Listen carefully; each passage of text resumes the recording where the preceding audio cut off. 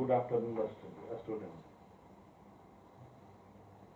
कोई भी coaching centre या जैसा कि आप जानते हैं कॉलेज या स्कूल या कोई भी तरह के शिक्षण संस्थानों में पढ़ाई सरकार के आदेश के अनुसार बंद है।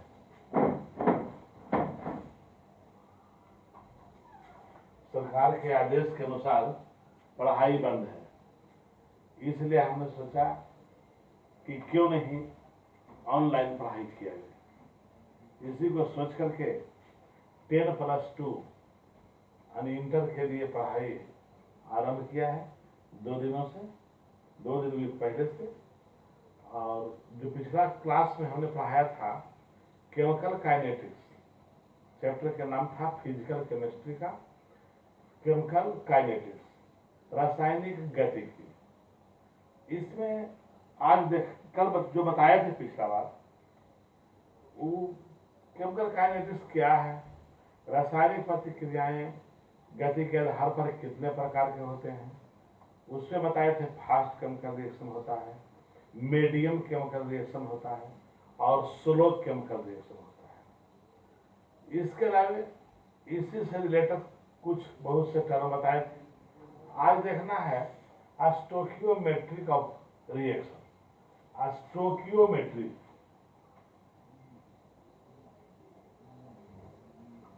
स्टोकियोमेट्री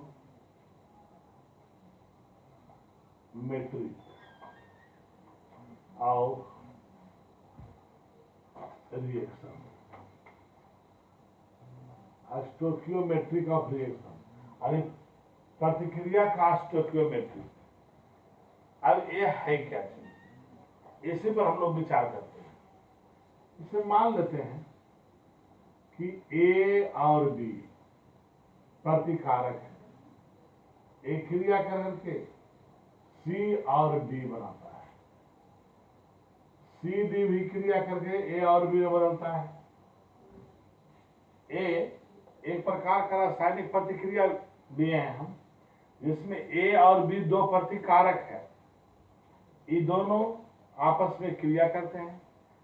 सी और डी प्रतिफल बनाता है, सी और डी भी प्रतिकारकों की तरह क्रिया करके ए और बी में बदलता है।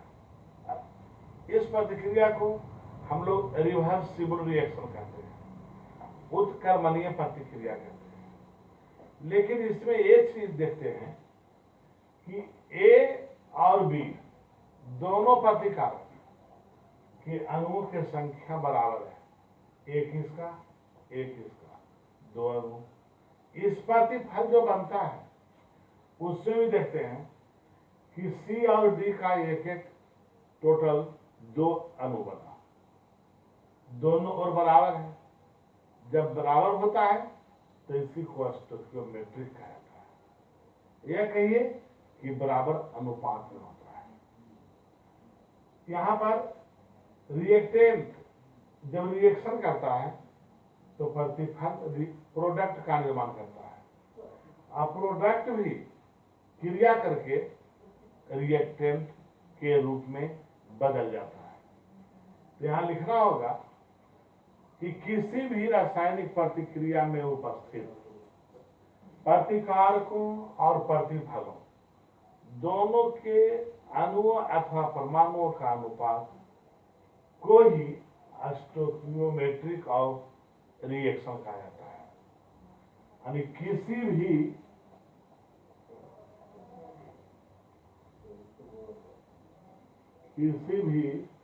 रासायनिक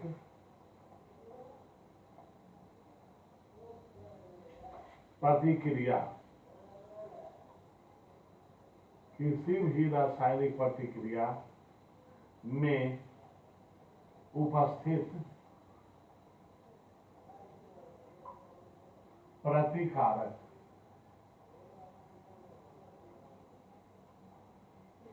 और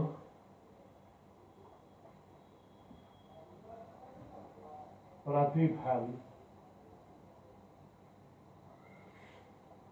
के रेशियो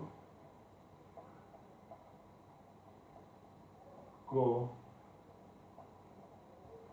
स्टोकियोमेट्री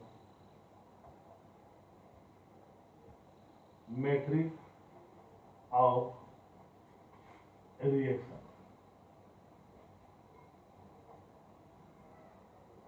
कहते हैं।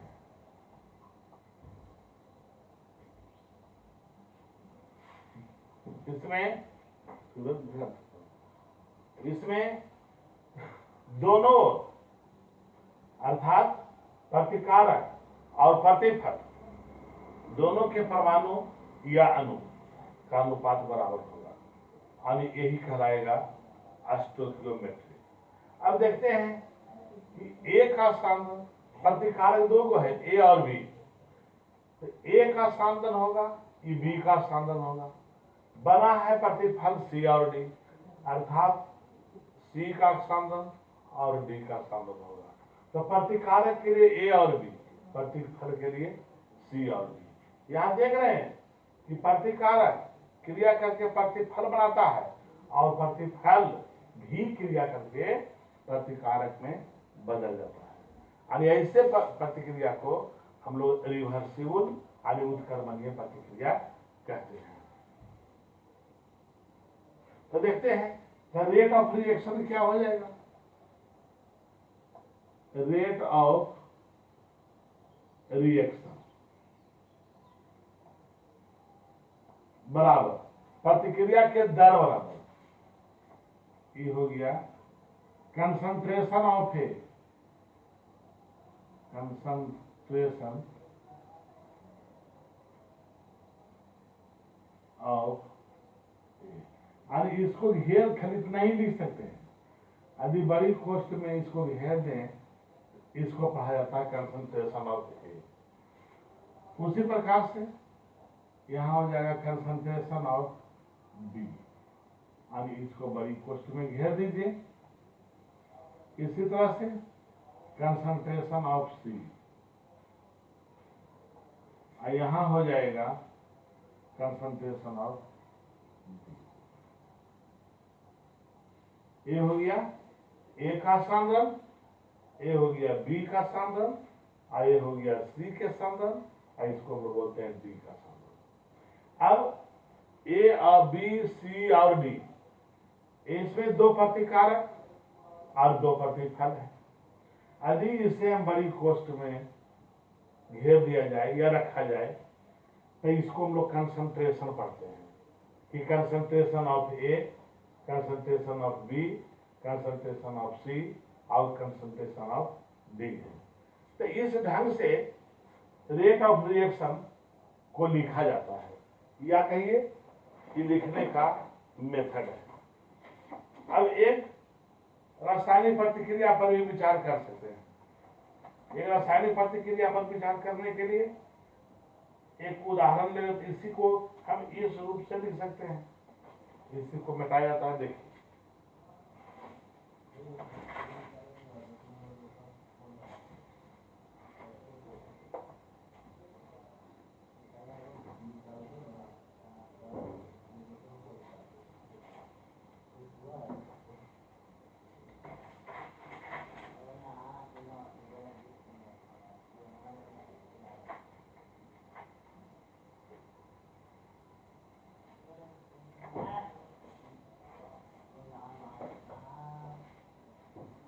अभी जो रासायनिक प्रतिक्रिया लिए थे ए और बी, और प्रतिफल बना था सी प्लस डी। अब देखिए इसको हम इस रूप में भी लिख सकते हैं, बराबर कंसंट्रेशन ऑफ ए बटा अल्प समय डी टी। चूंकि इसके सांद्रण में कमी होगी, इसके भी सांद्रण में कमी होगी, प्रतिकारकों के सांद्रण में कमी होता है तब प्रतिफल का निर्माण होता है। तो प्रतिकारकों के सांद्रण में जो कमी होगा तब माइनस दिखाएगा, और यदि प्रतिफल के सांद्रण में वृद्धि होगी तो प्लस दिखाएगा। तो यहां पर लिखे यदि सांद्रण में कमी अल्प समय में हो तब उसको क्या लिखते हैं कि minus D concentration of A और बटा डी टी। बराबर minus D concentration of B अब बटा डी। इसी प्रकार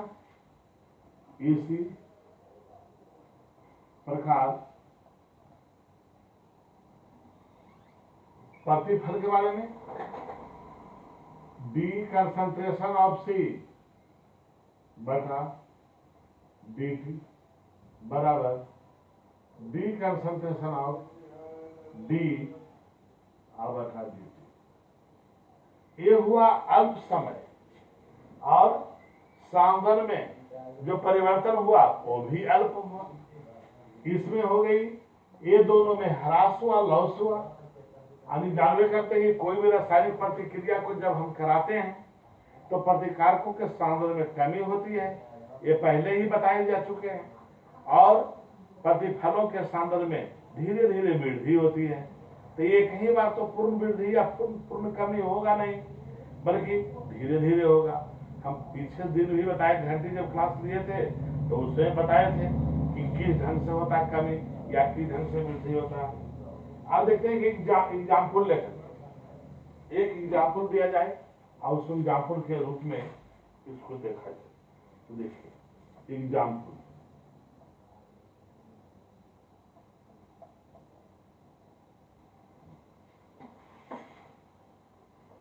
NO2 नाइट्रोजन डाइऑक्साइड प्रतिक्रिया करता है कार्बन मोनोऑक्साइड के साथ, तो बनाता है कार्बन डाइऑक्साइड प्लस NO। देखिए यहां पर NO2 गैस है, CO भी गैस है और CO2 भी गैस है, इसके अलावा NO भी गैस है, टोटल गैस है। अब देखना इसमें यह है कि प्रतिक्रिया का दर क्या हो, तो रेट ऑफ रिएक्शन,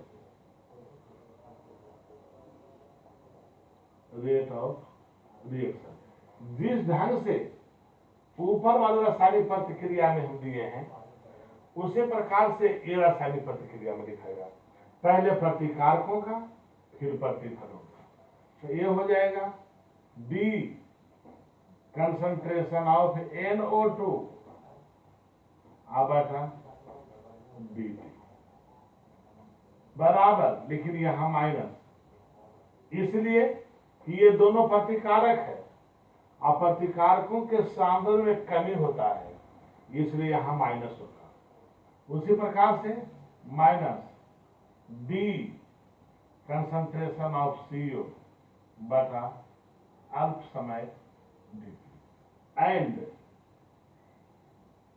प्रोडक्ट के लिए लिखा जाएगा dt डी, यहां CO2 का सांद्रण बटा लगा समय dt बराबर डी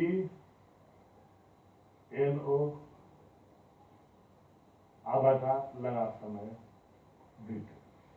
इस ढंग से रेट ऑफ रिएक्शन को हम लिख सकते हैं स्टोइकियोमेट्रिक ऑफ रिएक्शन में। स्टोइकियोमेट्रिक ऑफ रिएक्शन में इसी ढंग से लिखा जाता है। इसको लिखने का मात्र यही एक तरीका है। तब क्या हुआ समझ में आ गया होगा कि इसमें क्या किए कि A और B दो प्रतिकारक लिए, दोनों प्रतिकारक जब क्रिया किया प्रतिफल बना।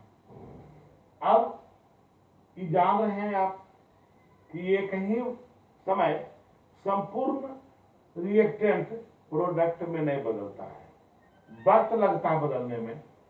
तब धीरे धीरे करके प्रतिफलों का निर्माण होगा और उसको इस ढंग से लिखा जाता है। ए को लिखे क्या, minus D concentration of A बटा dt बराबर minus D concentration of B बटा dt। प्रतिफल कारक के लिए हो गया, उसी प्रकार से प्रतिफल के लिए डी कंसंट्रेशन ऑफ C बटा dt। डी मतलब हुआ अल्प कंसंट्रेशन, मतलब कम सांद्रण हुआ किसका, तब सी का, कम सांद्रण हुआ ए का, कम सांद्रण हुआ बी का। अब कम सांद्रण कब हुआ? जब कम समय लगा था, तत्कालिक टाइम लगा, तत्कालिक प्रोडक्ट बना। तो उस चीज को हम इस रूप में है जो व्यक्त करते हैं। अब देखते हैं आगे, किसी भी रासायनिक प्रतिक्रिया में रेट ऑफ रिएक्शन का मान लिखना है तो इसी प्रकार से दिखाएगा। आगे जो भी रासायनिक प्रतिक्रिया होगी, सभी रासायनिक प्रतिक्रियाओं में जो मान होता है रेट ऑफ रिएक्शन का, उसको इसी ढंग से लिखा जा सकता है। अब इसके बाद देखते हैं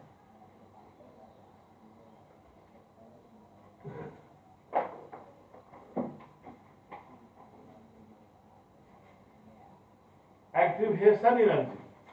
इसके बाद देखा जाए एक्टिवेशन एनर्जी। एक्टिवेशन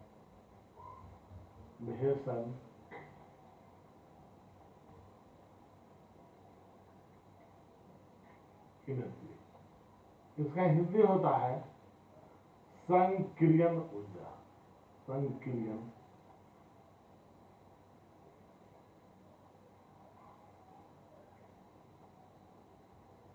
संक्रियन ऊर्जा।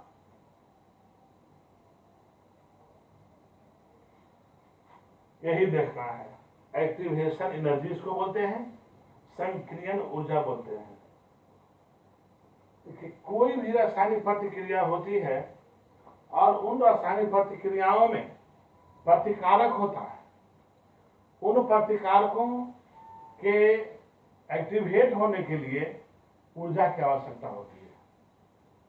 तो जिस न्यूनतम ऊर्जा को पाकर के प्रतिकारक प्रतिफल में बदलता है, या जिस न्यूनतम ऊर्जा को पाकर के प्रोडक्ट रिएक्टेंट में बदलता है, उसी को हम लोग एक्टिवेशन एनर्जी कहते हैं, संक्रियन ऊर्जा कहते हैं।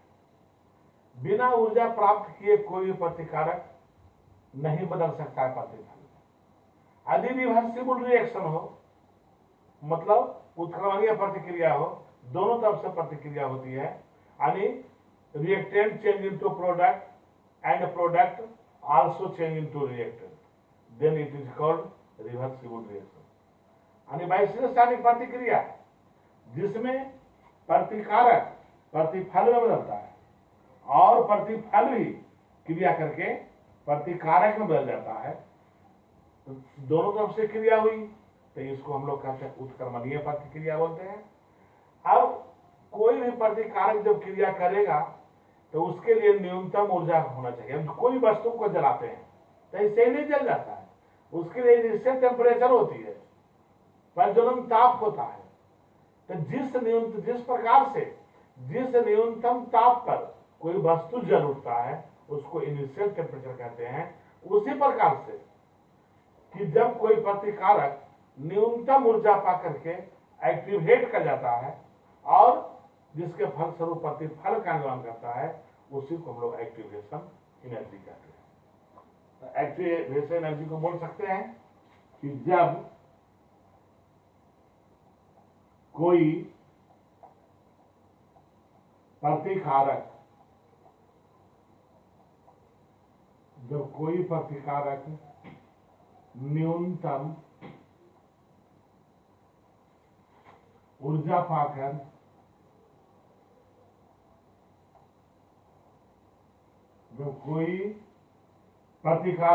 न्यूनतम ऊर्जा पाकर एक्टिव यानी सक्रिय होकर प्रतिफल का निर्माण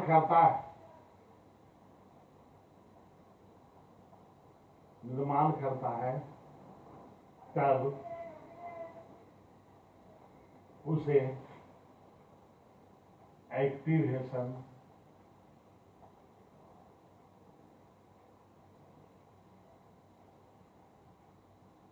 एनर्जी कहते हैं।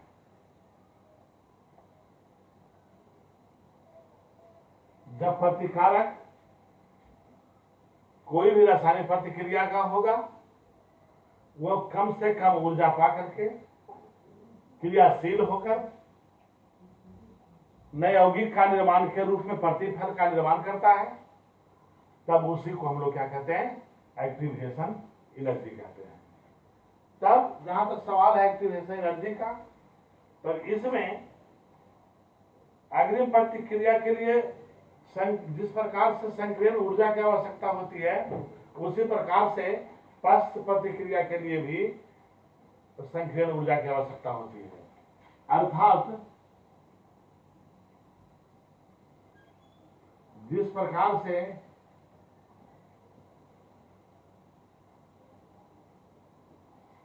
अग्रिम प्रतिक्रिया यानी फॉरवर्ड रिएक्शन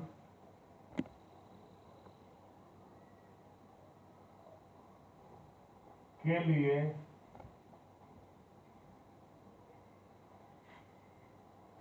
एक्टिवेशन एनर्जी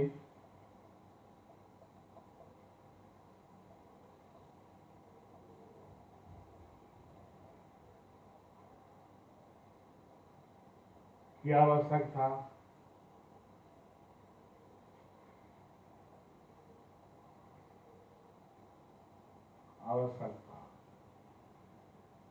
पड़ती है, उसी प्रकार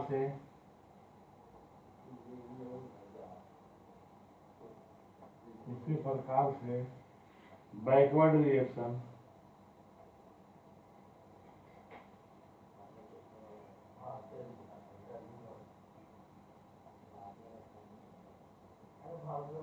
के लिए एक्टिवेशन एनर्जी की आवश्यकता, एक्टिवेशन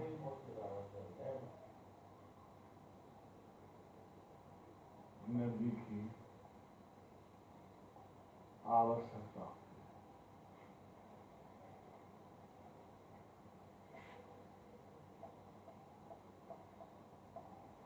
कोई क्लियर हो जाना चाहिए कि एक्टिवेशन एनर्जी क्या है। तो एक्टिवेशन एनर्जी के बारे में यही हुआ कि कोई भी रासायनिक प्रतिक्रिया में प्रतिकारक जब प्रतिफल के रूप में बदलता है, तब एक न्यूनतम ऊर्जा की आवश्यकता होती है, और उसी ऊर्जा को हम लोग एक्टिवेशन एनर्जी कहते हैं। अब देखते हैं आर्हेनियस का equation.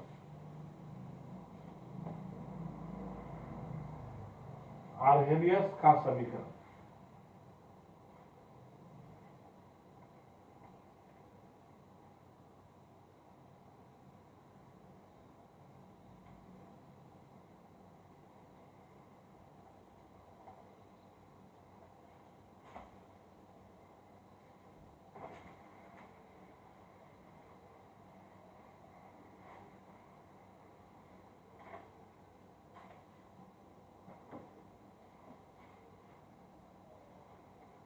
Arrhenius ARR Arrhenius equation,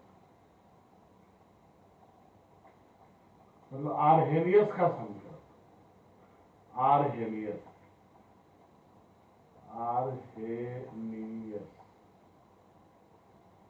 का समीकरण।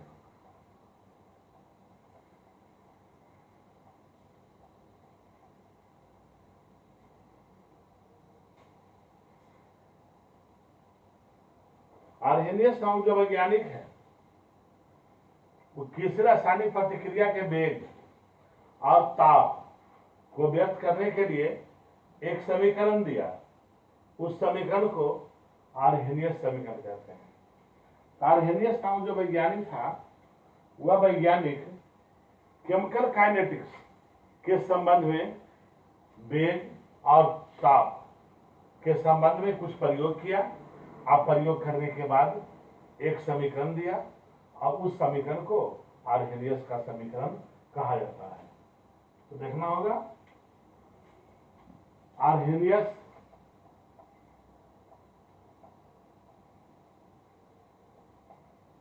नामात्र वैज्ञानिक ने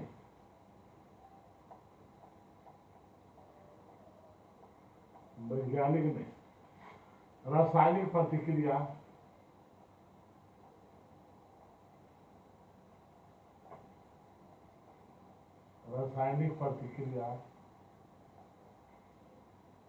में ताप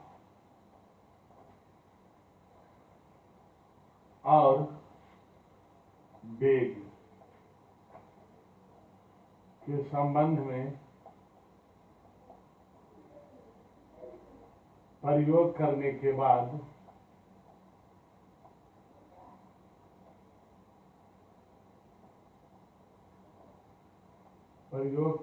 बाद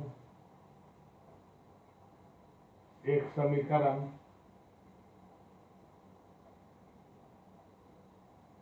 दिया जिसे आर्हेनियस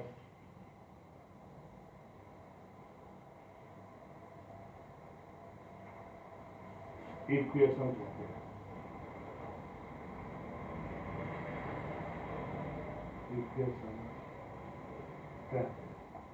आर्हेनियस नामक वैज्ञानिक ने रासायनिक प्रतिक्रिया में या रासायनिक प्रतिक्रिया पर प्रयोग किया और ताप तथा वेग के संबंध में बहुत से प्रयोग एक्सपेरिमेंट किए और उसके फलस्वरूप एक समीकरण दिए और उसी समीकरण को आर्हेनियस का समीकरण कहा जाता है। इसके अनुसार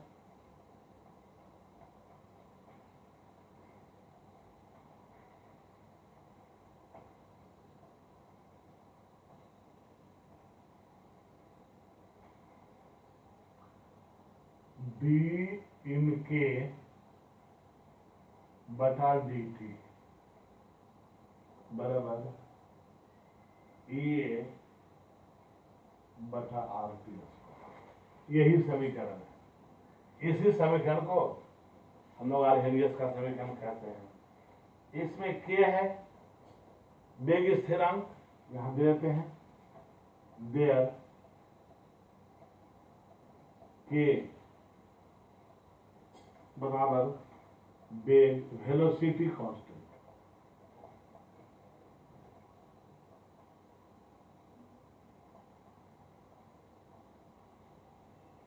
टी टेम्परेचर,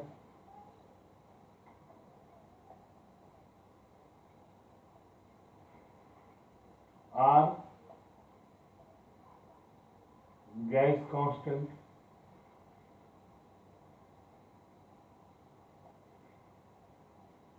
ये एक्टिवेशन एनर्जी।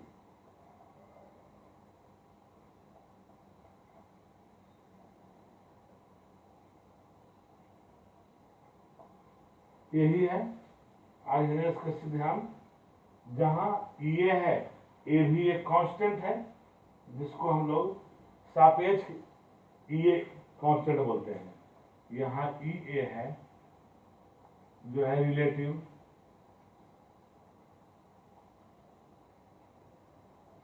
कांस्टेंट, यही है।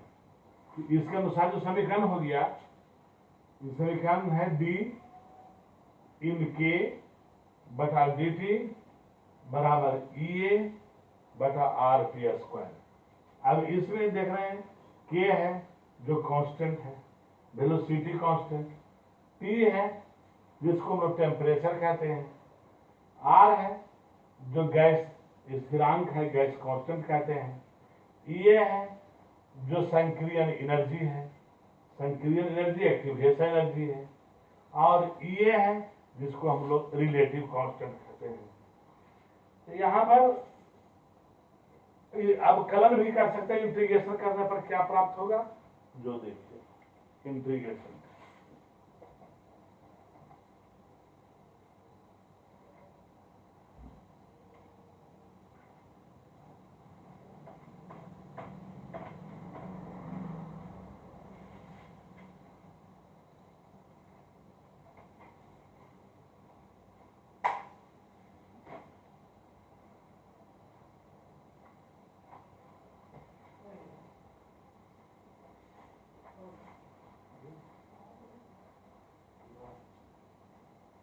ओके बताइए तो समझ आते थे। देखिए इस समीकरण को क्या किया जाए, अवकलित किया जाए। तो अवकलित करने के बाद क्या प्राप्त होगा वो देखिए। इस समीकरण को अवकलित करने पर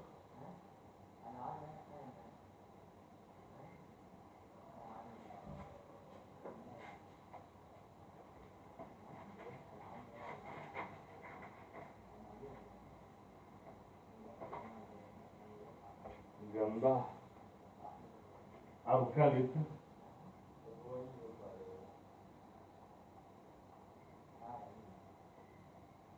करने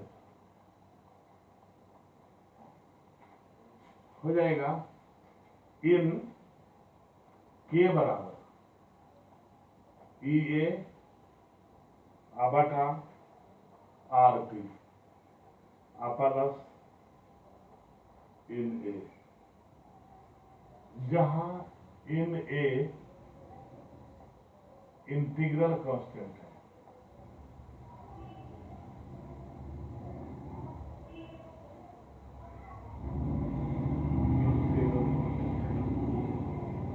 अब देखते हैं इन के बटा ए बराबर माइनस ई ए बटा आर पी या के बटा ए बराबर पी माइनस ई ए बटा आर पी या के बराबर ए इंटू ई ए बता। इसी समीकरण को हम लोग आर्हेनियस का समीकरण कहते हैं। दिस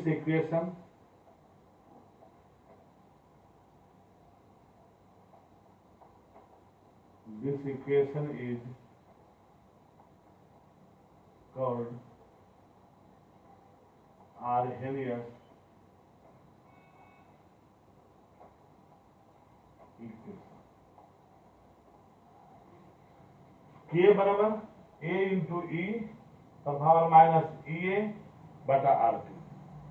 इसमें कौन क्या है, के क्या है, ए क्या है, ई ए क्या है, आर क्या है, टी क्या है बता दिया गया है सभी के बारे में। तो इसको हम लोग कहते हैं आर्हेनियस के समीकरण।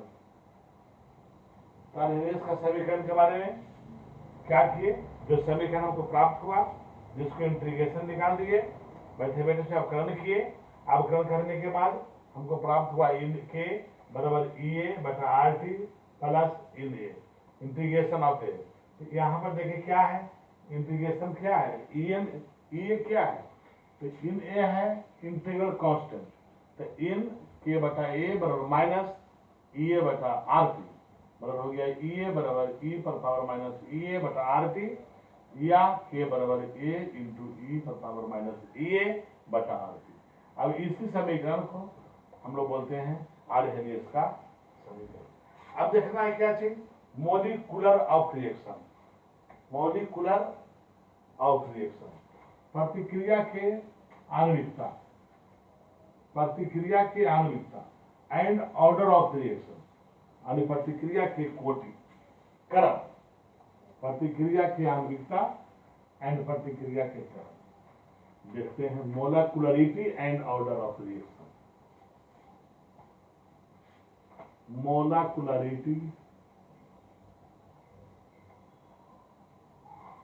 मोलिकुलरिटी एंड ऑर्डर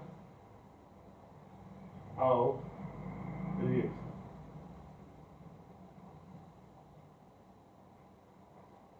प्रतिक्रिया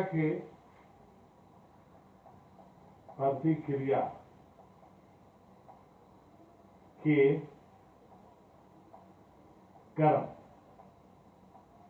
और आणविकता।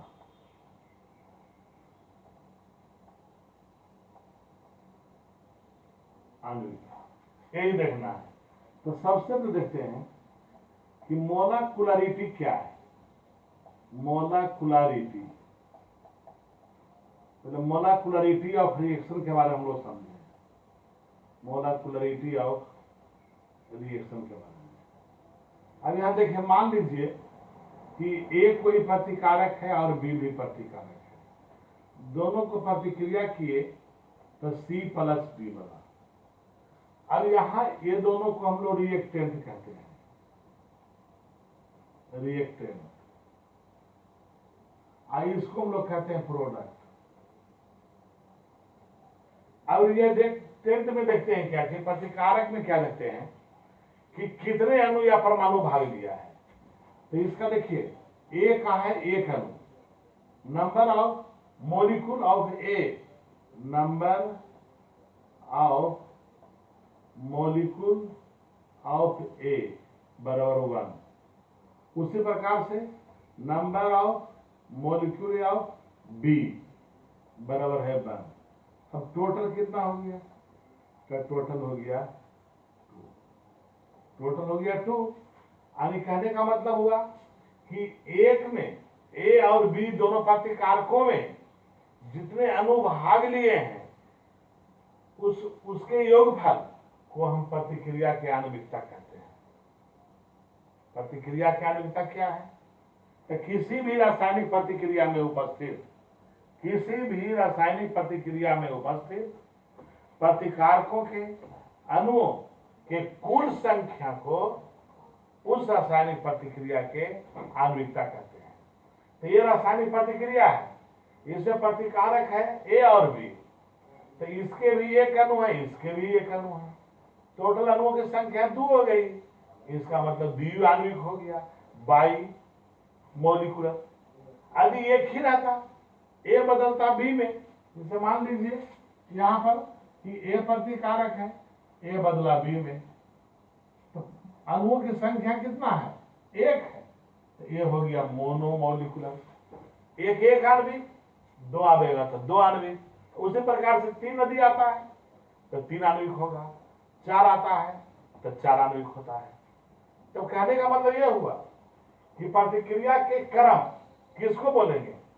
तो किसी भी रासायनिक प्रतिक्रिया में उपस्थित प्रतिकारकों के अणुओं या परमाणुओं के कुल संख्याओं के योगफल को प्रतिक्रिया के आणविकता कहते हैं।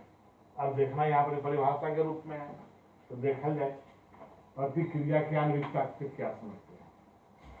प्रतिक्रिया के आणविकता यानी मोलेकुलरिटी ऑफ रिएक्शन से क्या समझते हैं? तो लिखना होगा कि किसी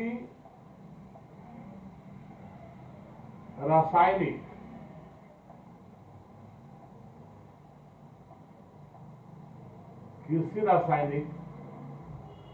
प्रतिक्रिया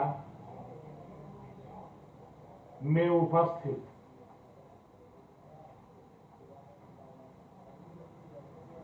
प्रतिकारकों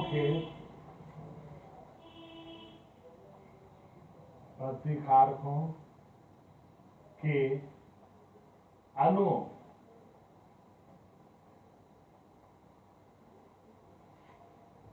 की कुल संख्या के योगफल, कुल संख्याओं के योगफल को मोलेकुलरिटी ऑफ रिएक्शन कहते हैं। Molecularity of reaction. Molecularity of reaction क्या है? ये तो समझ में आ जाना चाहिए। जैसे ए कोई रासायनिक प्रतिकारक है और बी प्रतिफल है, तो इसमें ए के अणुओं की संख्या ए है, यानी नंबर ऑफ मॉलिक्यूल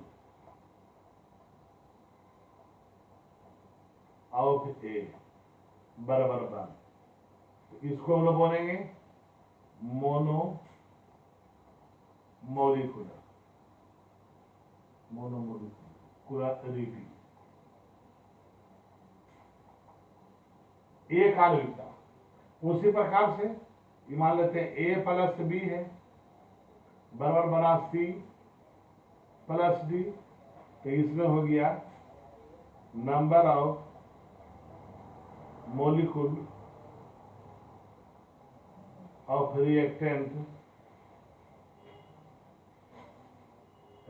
में हो गया ए प्लस बी, यानी 1 जोड़ 1 बराबर 2, ये 2 आया, तो इसको बोलेंगे बाई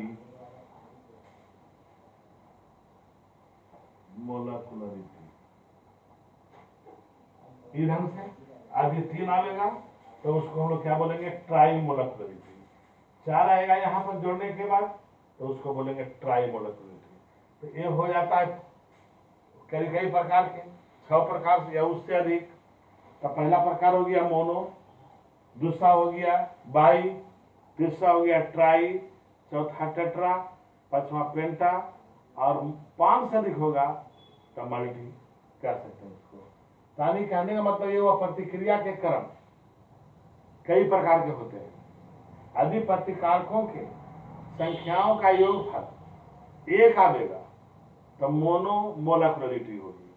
यदि 2 आया तब यहां पर बाई मोलकुलरिटी बोलेंगे, और यदि 3 आएगा तो उसको हम लोग ट्राई मोलकुलरिटी बोलेंगे। 4 आएगा जोड़ने के बाद तब उसको हम लोग टेट्रा मोलकुलरिटी बोलेंगे, और यदि 5 आता है तो उसको पेंटा मोलकुलरिटी बोलते हैं।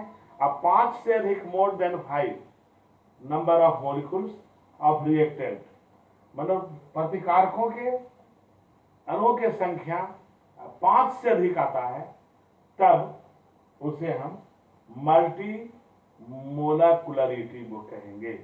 तो इस प्रकार से इसे हम लोग कहते हैं मोलकुलरिटी ऑफ रिएक्शन। अब देखना है order of reaction. Order of reaction क्या है?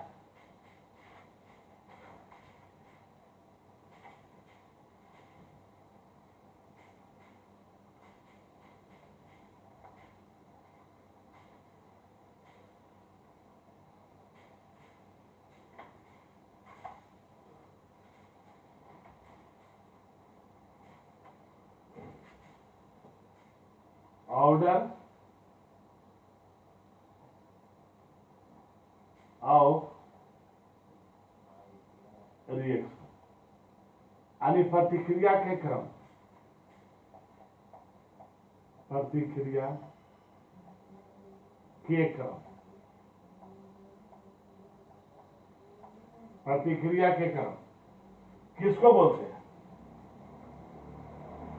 देखिए कोई भी रासायनिक प्रतिक्रिया के एग्जाम्पल लेते हैं, जैसे मान लीजिए ए प्लस बी, और प्रतिक्रिया करने के बाद ये बनाया सी प्लस सी।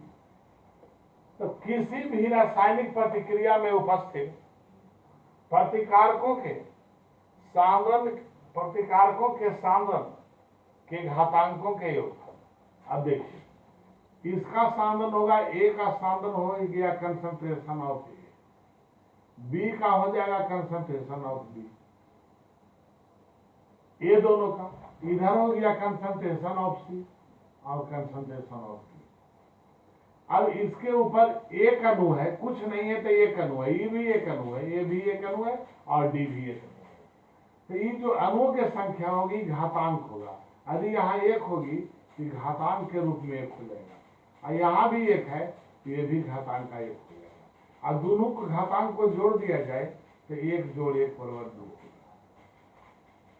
यानी कहने का मतलब ये हुआ कि किसी भी रासायनिक प्रतिक्रिया में उपस्थित प्रतिकारक के सांद्रण के अणुओं के घातांकों, रासायनिक प्रतिक्रिया है, इसमें प्रतिकारक ए भी है, तो इसके सांद्रण हो गया कंसंट्रेशन ऑफ ए, और इसके अणुओं का घातांक हो गया 1, और इसके अणुओं का घातांक हो गया 1।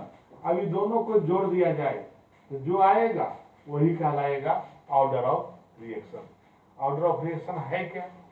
किसी भी रासायनिक प्रतिक्रिया में उपस्थित प्रतिकारकों के सांद्रण के अणुओं के घातांकों के योगफल को हम लोग कहते हैं ऑर्डर ऑफ रिएक्शन कहते हैं। किसी भी रासायनिक प्रतिक्रिया में उपस्थित प्रतिकारकों के घातांकों के योगफल को ऑर्डर ऑफ रिएक्शन कहा जाता है। यानी जब योगफल 2 आएगा सेकेंड ऑर्डर ऑफ रिएक्शन, योगफल 1 आएगा फर्स्ट ऑर्डर ऑफ रिएक्शन, यदि योगफल 3 आएगा तो उसको थर्ड ऑर्डर ऑफ रिएक्शन बोलेंगे 3 आने के बाद। तो ऑर्डर ऑफ रिएक्शन क्या हुआ कि कोई भी रासायनिक प्रतिक्रिया में उपस्थित प्रतिकारकों के घातांकों के प्रतिकारकों के पहले सांद्रण कर दीजिए और सांद्रण के ऊपर घातांक लगाइए और घातांकों के योगफल कीजिए, तो जो योगफल आएगा उसी को हम लोग ऑर्डर ऑफ रिएक्शन कहेंगे। अर्थात किसी भी रासायनिक प्रतिक्रिया में उपस्थित प्रतिकारकों के सांद्रण के घातांकों के योगफल को ऑर्डर ऑफ रिएक्शन कहते हैं।